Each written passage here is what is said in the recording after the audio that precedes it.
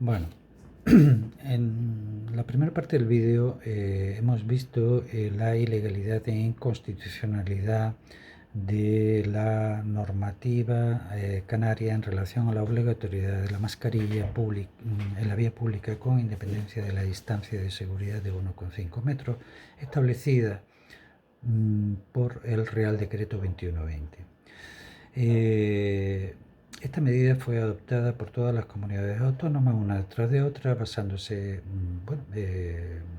en aquel momento, digamos, la llamada cogobernanza, palabra muy importante, pero que en definitiva supone la ruptura del sistema constitucional en cuanto a que es el Estado el que, como hemos visto, tiene la competencia exclusiva en materia de coordinación de sanidad, de bases y de coordinación de la sanidad pública, se desmembra y cada comunidad autónoma regula lo que le viene en gana. Copiándose unas a otras a ver cuál es más restrictivo de derechos. Esta clarísima arbitrariedad que debía haber sido estimada y suspendida solamente por eso, suspendida por los tribunales, cosa que no ocurrió, obligó al Estado a quitar esa coletilla del 1,5 metros de distancia como elemento para la obligatoriedad, lo que hizo con en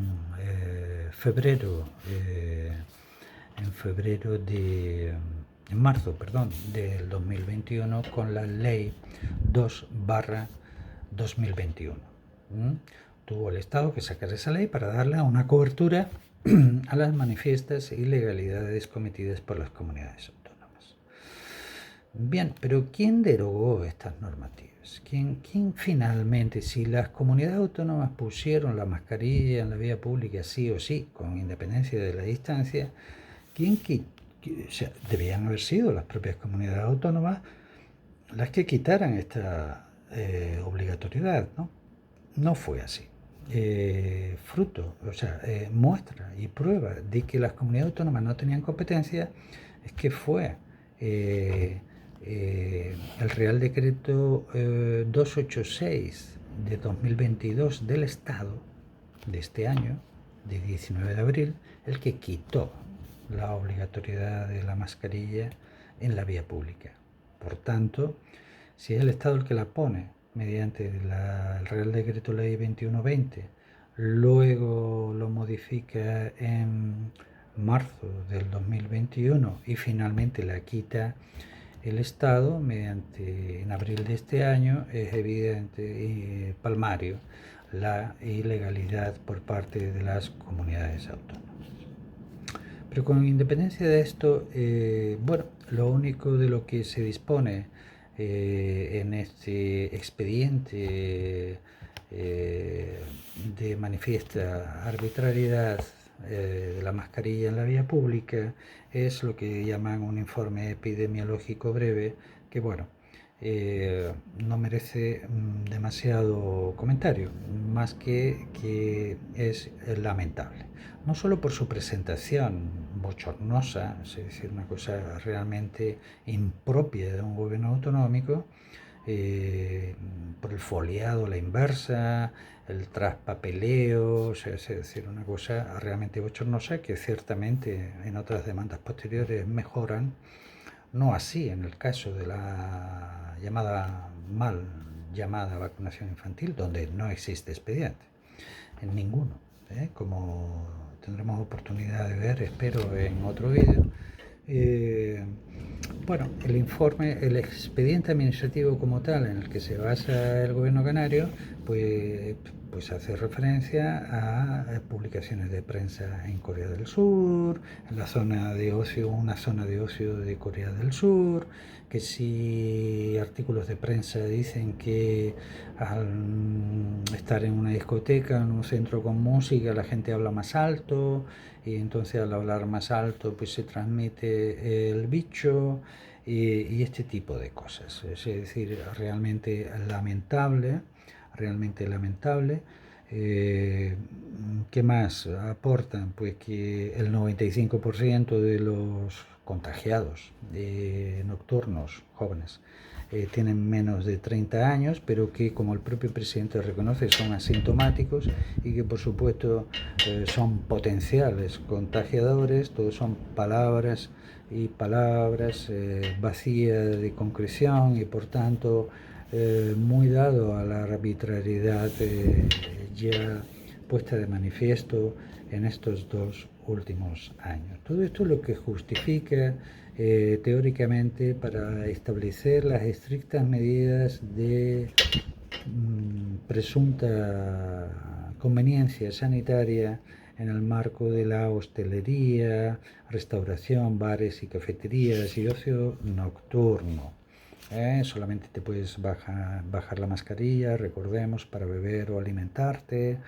Al aire libre no puedes tener quitada la mascarilla, o en los espacios de naturaleza o al aire libre, fuera de los núcleos de población, tampoco. Y recordemos, ¿no?, que la mascarilla en las playas, o sea, que solamente te podías quitar si no te movías antes de entrar en el agua. En fin, estas son las razones que el gobierno canario hace 2 años tenía para eh, establecer la obligatoriedad de la vía pública de la mascarilla, ilegal e inconstitucionalmente. Frente a esto, evidentemente, en aquel momento, esta fue la primera demanda que interpuse en el procedimiento 252 del 20. Se aportaron, fuimos a por todas y tuvimos que poner de manifiesto que el contexto de salud pública mundial, de salud sin fronteras, a pesar de que cada comunidad autónoma establecía su propia frontera sanitaria,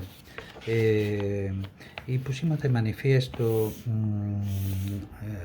la OMS, que se trata de un organismo público de financiación privada que ya fue puesta en entredicho en el 2009, donde se decretó también la máxima alerta sanitaria con la gripe aviar.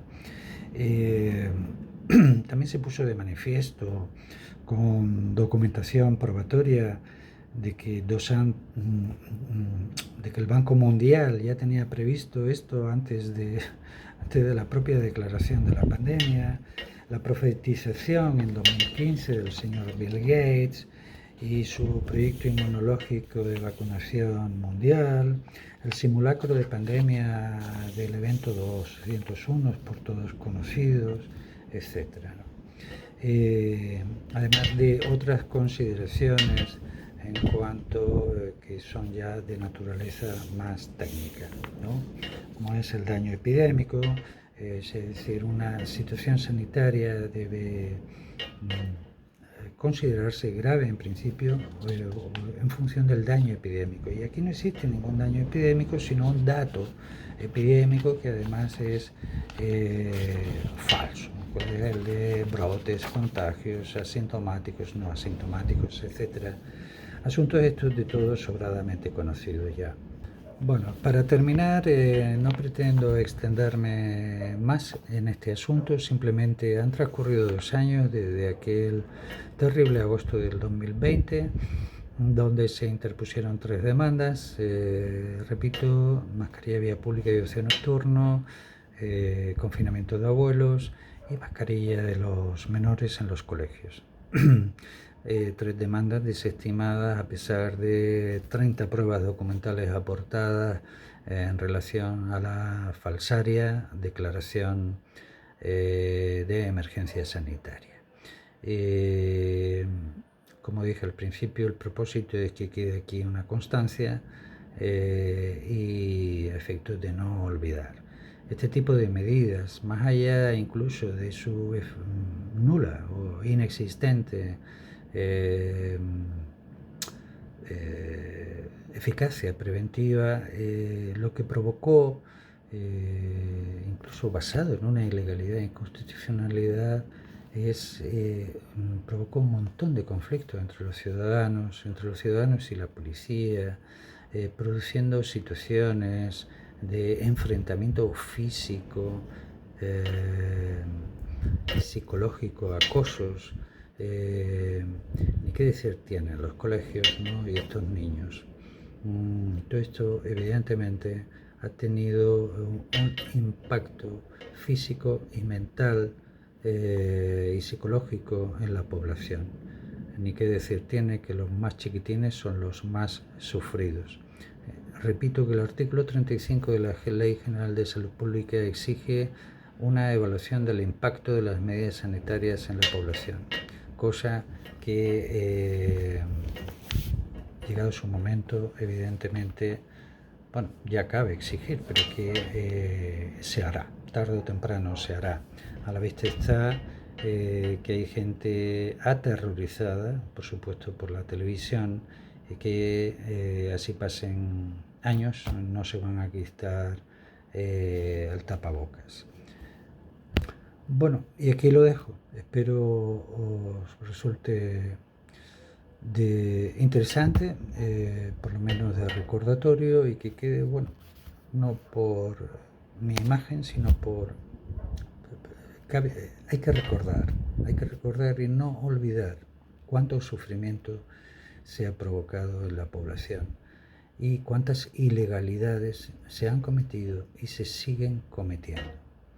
Hoy día ya no tanto en la calle como sí en los centros sanitarios, donde para operarte te exigen unas pruebas diagnósticas inútiles o incluso de forma delictiva la inoculación para poderte proceder a una intervención quirúrgica. Bueno, seguimos. Esto aún no ha hecho más que empezar, a pesar de que resulte fatigoso. Un gran abrazo para todos.